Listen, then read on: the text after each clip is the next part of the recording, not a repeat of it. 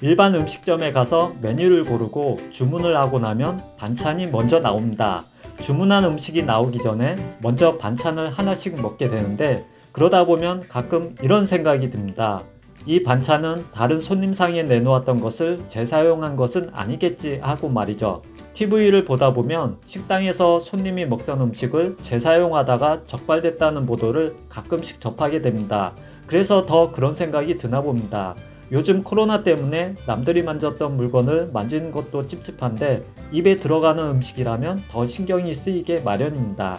저는 얼마 전까지 일반 식당에서 손님에게 제공된 모든 음식들은 재사용되면 안 되는 건 줄 알았습니다. 그런데 그게 아니더군요.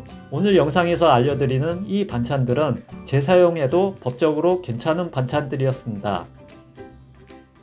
식약처에서 발표한 음식점 위생 가이드라인을 보면 손님에게 진열 제공되었던 음식물을 다시 사용하거나 조리하거나 또는 보관하는 등 재사용할 수 없음이라고 되어 있습니다. 이를 위반할 경우 1차 위반은 영업정지 15일, 2차 위반은 영업정지 2개월을 받게 됩니다. 하지만 그 다음에 이런 조항이 있습니다. 다만 위생과 안전에 문제가 없다고 판단되는 식품으로 다음에 해당되는 경우에는 재사용할 수 있음이라고 되어 있습니다. 어떤 음식이 재사용할 수 있다는 건지 살펴보겠습니다. 첫 번째로 조리하거나 양념되지 않은 식품은 별도의 처리 없이 세척하는 경우 재사용할 수 있다라고 되어 있습니다.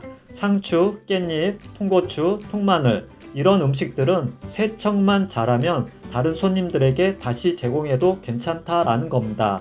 그런데 생각해보면 상추를 먹으려고 만졌다가 다시 내려놓는 경우도 있을 것 같다라는 생각이 드네요.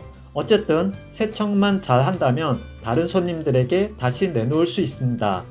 정말 음식점에서 세척을 잘 해주길 바라는 마음입니다. 인터넷에서 어느 댓글을 보니까 무한리필 식당에 갔는데 손님이 남긴 상추, 고추를 종업원이 그대로 셀프바 코너에 올려두더라는 겁니다. 그렇게 하면 불법이 되는 거겠죠. 반드시 세척을 하고 두어야 합니다. 두 번째로 재사용할 수 있는 반찬은 외피가 있는 식품입니다. 껍질이 있는 식품을 말하죠. 껍질째 원형이 잘 보존되어 있고 이물질과 직접적으로 접촉하지 않은 식품은 재사용이 가능합니다. 바나나, 귤, 리치 등의 과일류와 땅콩, 호두 등의 견과류가 해당이 됩니다. 다른 물질과 접촉이 되지 않았다면 다른 손님에게 다시 재사용할 수 있습니다. 하지만 과일을 자른 상태에서 제공되었거나 껍질을 벗긴 경우에는 재사용할 수 없습니다. 세 번째로 재사용이 가능한 반찬은 건조된 가공식품입니다. 손님이 먹을 만큼 덜어 먹을 수 있도록 진열 제공하는 경우입니다. 땅콩, 아몬드 등 안주용 견과류와 과자류, 초콜릿, 빵 등이 해당됩니다.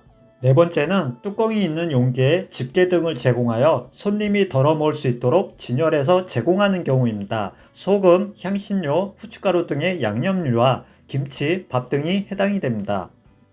제가 이 사실을 알았을 때 다른 건 모르겠는데 첫 번째로 말씀드렸던 세척하면 다시 사용할 수 있는 음식은 의외였습니다. 각 음식점에서는 이 음식들을 재사용할 경우 제발 잘 세척해 주셨으면 하는 바람이 들고요. 안 먹을 거면 아예 손도 대지 않아야겠다는 생각이 듭니다.